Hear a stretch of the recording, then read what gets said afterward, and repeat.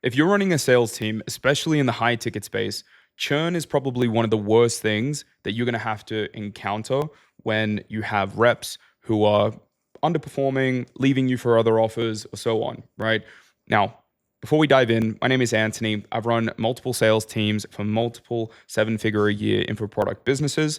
In this video, I'm going to give you the top 3 things that I think get swept under the rug when it comes to actually retaining sales reps and building a culture and a team that performs at a really high level, right? Now, it goes without saying, of course, I'm not going to be able to share every nook and cranny going into what it takes, but I think these 3 things in particular are things that maybe don't get discussed as much as the mainstream stuff around, how to handle objections and having a good call process and just those things that are already been sort of done to death, right? I wanted to approach this from an angle that I think would be a little bit more valuable and a little bit more, I guess, of, some hidden insights to what has really moved the needle for us, right? Obviously, dealing with churn, it sucks. And sales across any industry is historically the department of a business that has the highest amount of churn on staff compared to any other department that you have, right? And what does this mean, especially if you are a solo founder doing founder-led sales or managing your own sales staff? It means that you're wasting more time on interviews, wasting time having to, micromanage and deal with people and chase them around.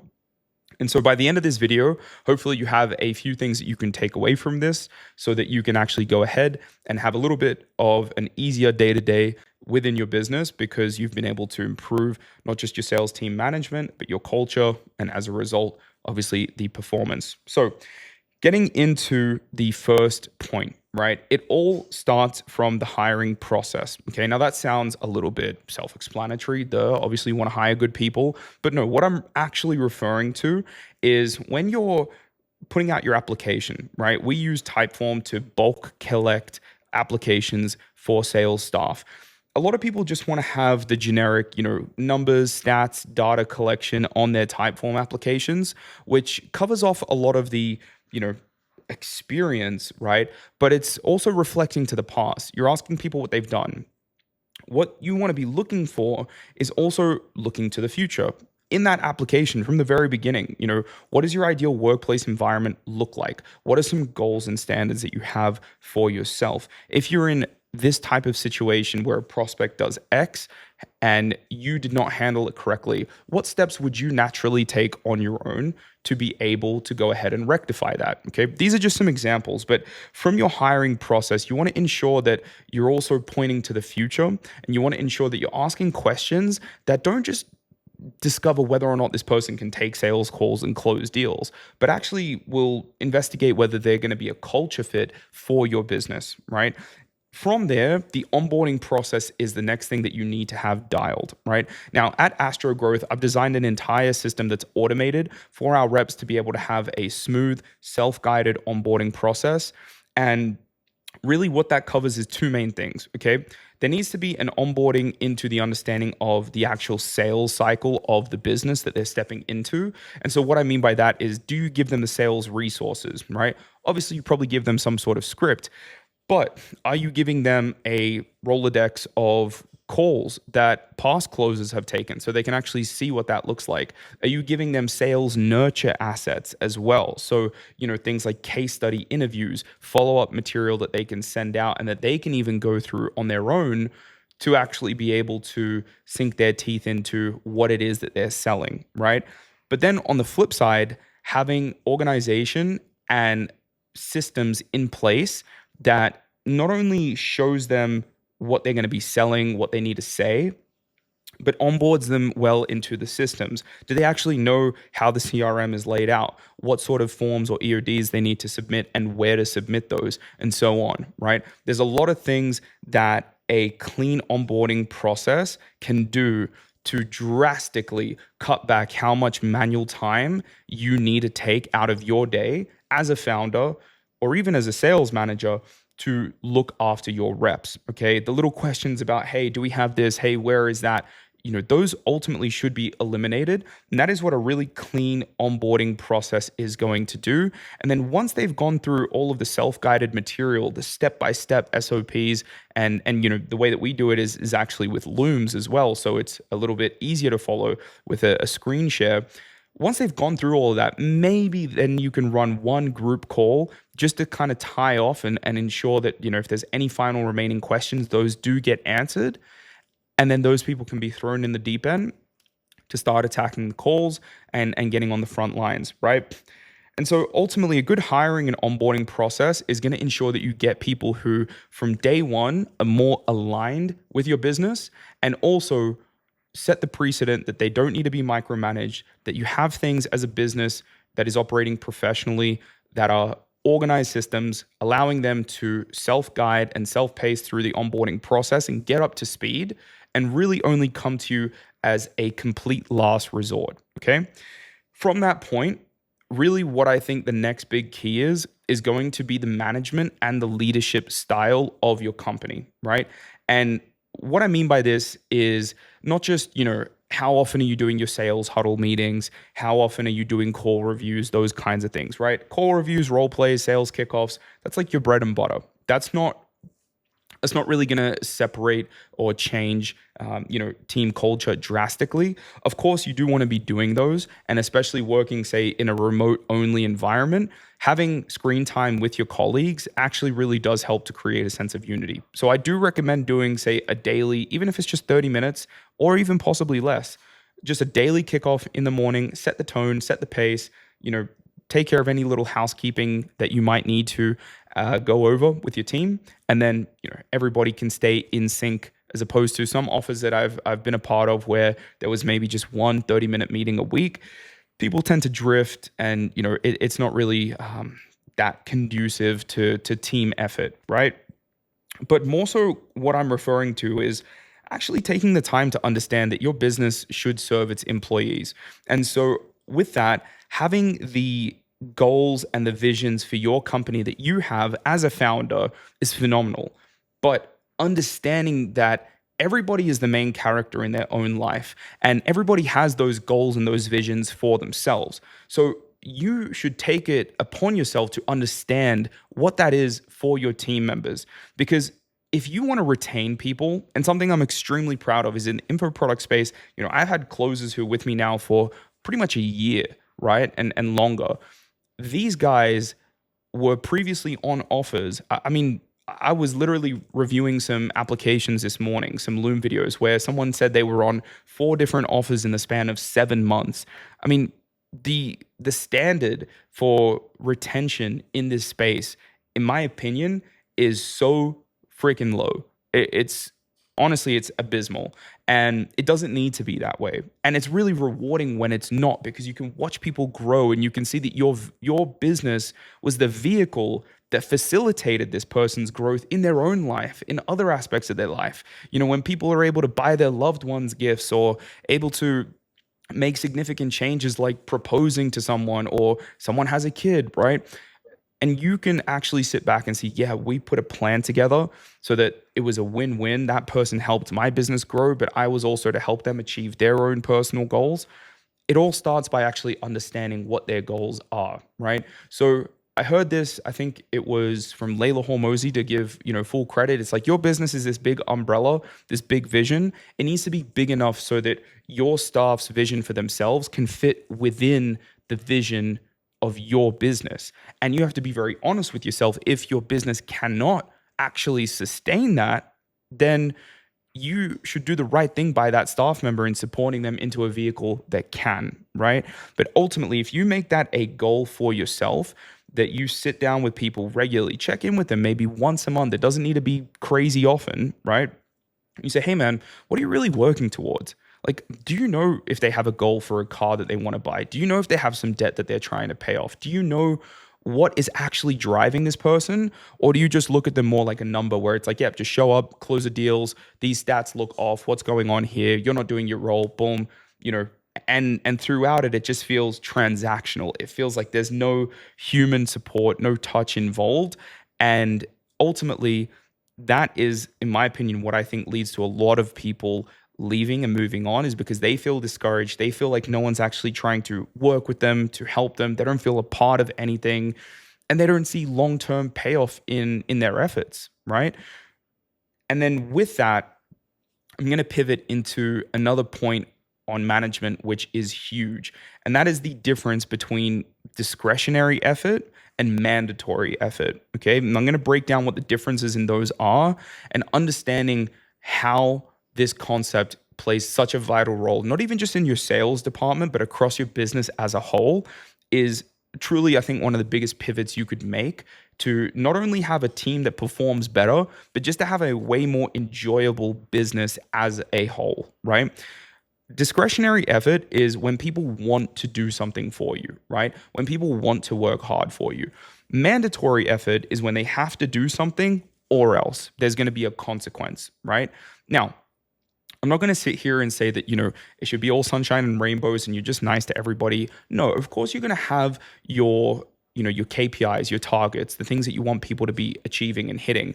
But the thing is, it's a matter of communication and how you go about that, right? When it's discretionary effort, people want to work hard for you because they feel like they're part of a team. They feel like they let others down if they don't do their job, if they're not doing their best. And so how do you encourage this? How do you facilitate this? Well, you actually do it by letting your walls down a bit as a founder, being a little bit more transparent, being a little bit more open about, hey, this is where we need to get by the end of this month.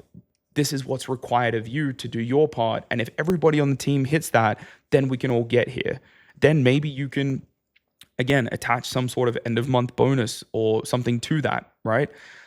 Again, when somebody is underperforming, for example, and you need to have a review because they're not meeting targets or KPIs, right? Maybe instead of scolding them, instead of attacking them, instead of just making them feel like shit, like they're not good enough, and if they don't get their act together, they're going to be out the door, maybe you actually take a beat and you ask, hey, is something going on, right? The amount of times that I've done this and someone has told me that they just found out their girlfriend got pregnant or something tragic just happened in their lives or, they've been really down, really depressed, right? You do have to draw a line. I'm not telling you to take on everybody else's problems, but your staff are part of your business. And I would hope that you think your business is part of your responsibilities, right? And so taking a beat to say, look, man, these are the targets that I need you to hit in order for this to make sense. And I've gone as far as to break down for sales staff, for example, the cost of a live call on their calendar. Take them through the marketing, help them understand the full picture. This is what it costs. This is what we do to get somebody on your calendar, right? So after we pay you your commissions and after we pay the rest of the business expenses and after we've paid X amount of dollars for X amount of live calls on your calendar for the month, we're in the red because you're not closing at this percentage or you're not at the level that you need to be. Now, I'm sure you can understand when you look at all of this. I mean, if you were in our position, would you keep somebody on who was actually costing the business money? Oh, well, no, I guess I wouldn't. Okay, great. So let me ask you, what can we do to put a plan in place so that this doesn't happen again next month? Okay, let them lay it out for you. Let them go through it. And if this doesn't happen next month, what would you do if you were in the driver's seat? Oh, I'd probably let that guy go. Okay, see how you're actually respecting them as a human being. You're actually treating them like they have half a brain, like they should be let in on certain things instead of keeping these people behind this wall, behind the curtain of, I'm not going to share marketing. I'm not going to share expenses. I'm not going to share data with them because, that's not their job to know. Their job is just to show up and close deals. Yeah, I get it. In a perfect world, right? Everybody is just a freaking robot, right? And they just come and they do their job to perfection and they leave and they never ask anything. They never message you on Slack. But that's not reality. We're humans and every human is complex. Every human has their own life going on. And if you really want to build a culture where your team loves working for you, and I say this not to brag, but I've had closers on my team get offers from very reputable names in the space, names that if I said them on this video, you would know exactly who I'm talking about. And they've actually turned those offers down because they just said, Anthony, I just love working with you and with this company and with the environment that you've built for us so much that even if there was a chance that I could earn a tiny bit more money somewhere else, I don't want to jeopardize the rest of this. Culture is so valuable. It is a glue that keeps people pushing. And I honestly can tell you that it's not just about the money. Of course, that's great, but it's also about the fact that it makes the day to day so much more enjoyable, so much more fulfilling.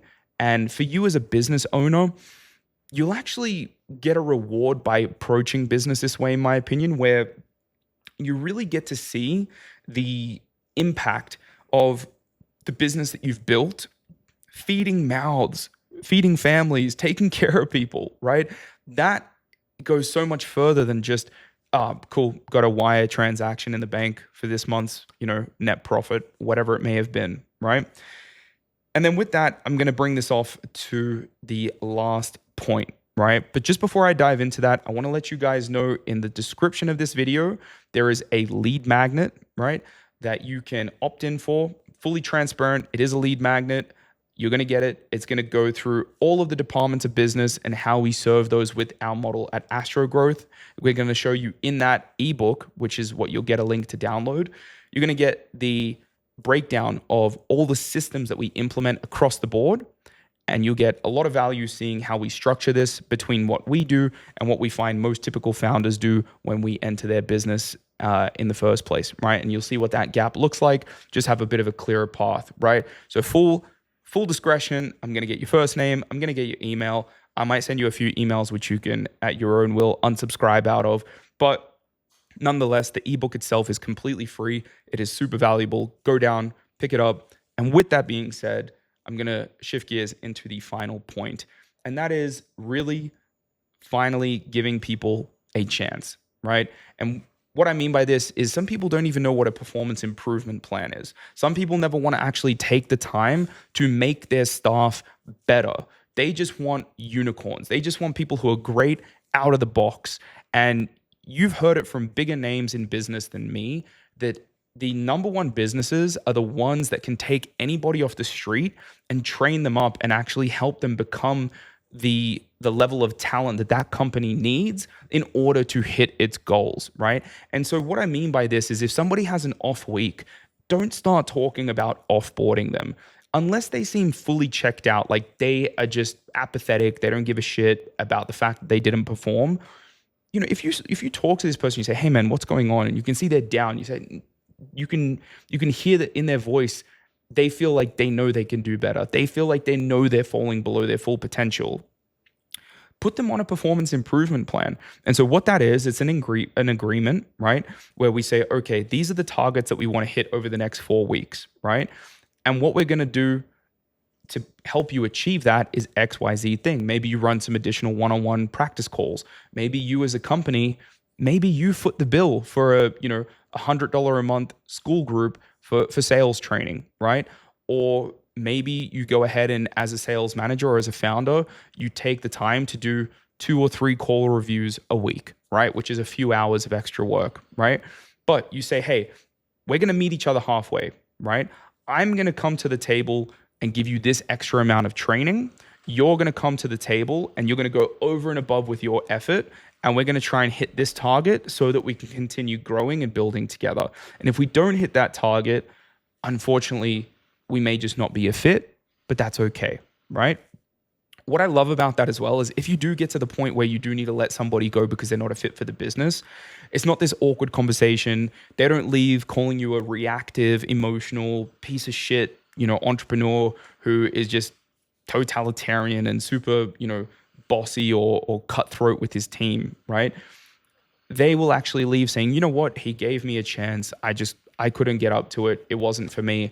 No bad feelings, no harsh feelings. And it makes the whole process so much smoother and so much easier. But what you will find is that a lot of times people will actually come to the table, right? So giving people that chance, I don't know. I don't know why we live in this day and age right now where so many of these entrepreneurs, they seem to idolize people who are just dicks, right? They seem to idolize these people who are egotistical, cocky, they just want to treat people like shit. And they're just like, yeah, you should perform for my business because I'm giving you the luxury of working here. It's like, that's not how it works, okay? And if you're going to operate business in that way, I can guarantee you, and I've witnessed it firsthand, you will become a founder who is consistently frustrated, consistently thinks that the world is, stacked against him, consistently thinks that everybody else is an idiot and good talent is hard to find, right? You don't want to live that life, believe me. There's nothing rewarding about it whatsoever. And you end up really going against, I guess, what I believe this whole thing is about, which is business is an exchange of value. It's a way to serve people and not necessarily just your customers, but your internal staff as well, right? Feeding mouths and helping people hit their goals and develop as human beings throughout the time that you share whilst working together. Whatever, call me idealistic, call me vanilla, whatever you want. I personally believe that that is what it's all about. And I think that there's a serious lack of human element in the way that a lot of businesses are managed day to day. And with just a little bit more effort on that, I think that so many more businesses would thrive and not only make more money, but just be happier environments that people feel more fulfilled in, feel like they're growing in, they're upskilling in, and ultimately, just make for a better experience from top to bottom. So that is my take on a few things that you can do to better retain your sales staff. And I'm sure some of those principles will apply into other departments of your business as well. If you are, thinking to yourself, wow, Anthony, this advice, it sounds really good, but I just don't know if I have the time to take all this on or to build those systems and whatnot, then you can explore the option of working directly with my company, Astro Growth, right? What you can do is hit me up on Instagram, or you can go ahead and book a call. I'll put the link in the description of this video as well. And we can see if we're a fit. We are very selective with the clients we take on because, just full transparency, there's a lot of fulfillment on our end if we are going to work together. But by all means, we're open to exploring that possibility. Pick up the lead magnet in the description. I promise it'll be valuable. If not, it's completely free, so you don't have anything to lose. And besides that, I wish you the best of luck with your business. Have a great day.